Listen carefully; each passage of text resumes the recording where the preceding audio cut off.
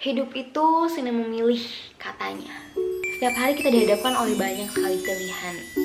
Saat azan subuh, kita memilih mau bangun berwudu atau tidur 5 menit lagi. Mau pilih yang pink atau yang biru.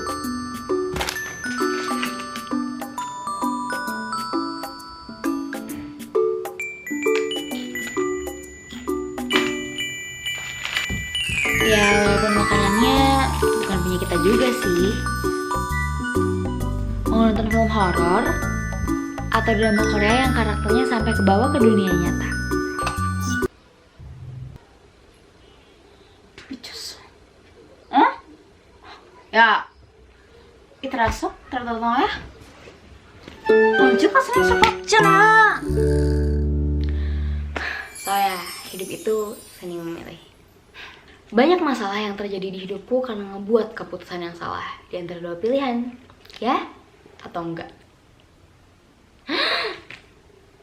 Dua kata yang sama-sama singkat, padat dan jelas, yang kalau milihnya nggak hati-hati, kelar.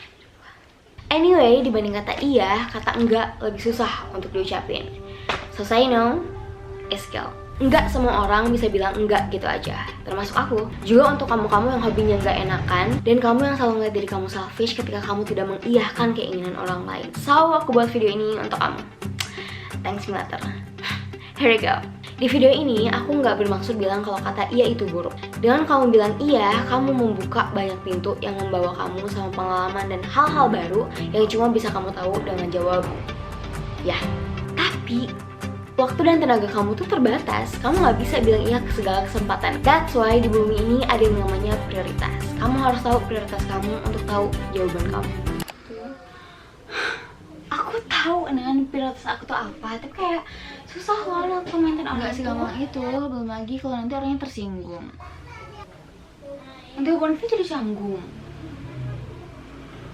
Memang enggak mudah, tapi ada beberapa hal yang harus kamu sadari dan kamu pelajari untuk yang bilang enggak.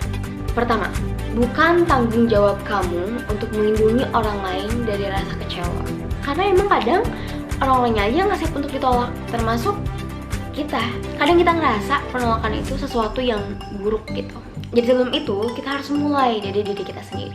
Kita harus siap dulu dengan yang namanya penolakan. Dan sadar, nggak semua yang kita mau, jawabannya harus iya. Yang kedua, bilang enggak itu bukan berarti kamu orang jahat, guys. You're my honey bunny sugar pop. Coba kamu bayangin ketika ada teman kamu yang minta bantuan sama kamu dan kamu bilang iya dengan terpaksa. Tujuan kamu sebenarnya cuma pengen buat hati teman kamu itu senang. Tapi sebenarnya kita nggak benar-benar ngebantu teman kita. Ya, karena kita setengah hati. Mungkin nanti jadinya kita bantuin dia dengan asal-asalan, pengen cepet-cepet kelar, pengen keluar dari kegiatan ini secepat mungkin gitu. Coba kalau seandainya kita ulang dan kita tolak dia dari awal, dia akan punya kesempatan untuk ketemu orang lain yang akan jawab iya dengan tulus. Dan hasilnya, dia akan mengerjakan pekerjaan yang jauh lebih baik dibanding kamu yang ngerjainnya setengah hati. Yang ketiga, belajar membiasakan diri. Semakin kamu terbiasa bilang iya, maka dengan otomatis kamu akan bilang iya duluan. Bahkan kamu belum mencerna permohonannya apa. Kayak, hey Nan, hari ini kamu bisa teman aku belanja nggak? Soalnya barang keperluan aku udah pada habis. Sekarang banget. Iya, soalnya cuma hari ini marketnya pada diskon. Oke, Nan, aku bisa nitip kucing aku dari rumah kamu nggak? Soalnya aku sama keluarga aku mau keluar dulu sebentar. Aku juga mau pergi sih. Sebentar aja loh, nanti juga aku ambil. Oke. Nan, aku besok pinjam baju kamu yang dress ya. Ya. Nan, aku pinjam uang 1.000 dulu ya. Ya. Nan, tolong kerjain tugas aku ya. Ya. Nan, aku suka sama pacar kamu, nggak apa-apa ya. Ya.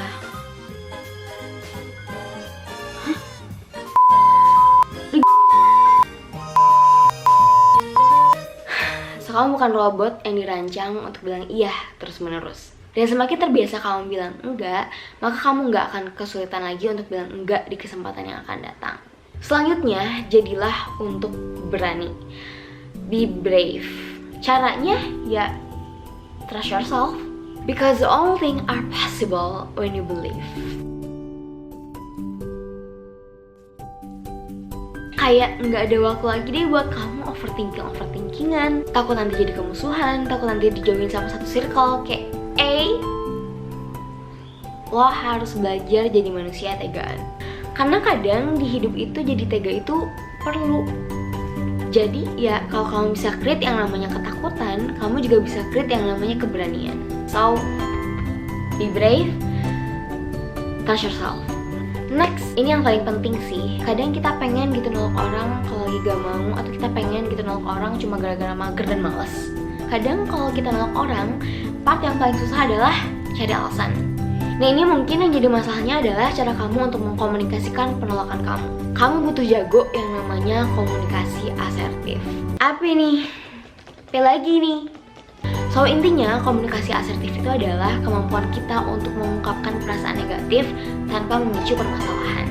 Nah biasanya orang yang asertif tuh tahu cara untuk menyatakan ketidaksetujuan atau penolakan tanpa kelihatan kekanak-kanakan. Jadi saat pisah nih, dua hati orang ini tuh damai gitu. Yang satu nggak overthinking kayak kenapa ya dia nolak gue gitu. Yang satu lagi kayak nggak ada feeling untuk ngerasa gak enakan lagi, kayak damai aja gitu. Nah pertanyaannya adalah gimana caranya kita bisa jadi orang yang asertif, Nan? Sayangnya aku nggak bisa nih ngejelasin part ini karena babnya terlalu panjang. Mungkin nanti aku akan bikin video khusus part ini, tapi aku akan merekomendasikan bukunya Dale Carnegie yang judulnya The 5 Essential People Skills. Dan buat kamu yang malas baca, aku intermezzo dikit. Jadi buku itu tuh menjelaskan, sumpah baca. Dan yang terakhir, buat prinsip janji sama diri sendiri. Bisa nggak bisa, mau nggak mau, ya ketika kamu ingin nolak ya tolak. Supaya kamu nggak impulsif dan gampang terpengaruh dengan omongan orang lain. Dirayu dikit kayak ya udah deh, kayak mana sempat, keburu kamu dimanfaatin orang. Anyway, poin ini nggak bisa dilakuin kecuali sama orang-orang yang tegas dan komit sama dirinya sendiri. So, itulah beberapa poin yang harus kamu sadari dan kamu pelajari untuk bisa melatih skill untuk mengatakan tidak. Ingat, kalau ngebantu orang lain atau menjadi manusia yang baik itu nggak harus terus dengan bilang iya. Berani bilang enggak, itu juga bagian dari self-care kok. Jadi jangan hidup untuk memuaskan ekspektasi orang lain. Jangan hidup untuk berusaha mensatisfy orang lain terus hanya supaya kamu terlihat baik di mata orang lain. Temanku pernah bilang, YOLO Nan, you only live once. Aku hidup sebagai Ananda Reni Shiva tuh cuma sekali gitu. Jadi aku akan lakuin apa yang ingin aku lakuin. Jangan ragu selama kamu tahu value dalam diri kamu sendiri. So, know your worth. Tapi kalau kamu kepala nyebur, udah nyebur nih kayak udah terlalu bilang iya, kayak ya udah. Kadang kita harus ke jalan yang salah dulu, tahu mana jalan yang benar. Itu nggak sih? And remember this. No is decision, but yes, it's responsibility. So just wisely, okay? I'm out. Bye.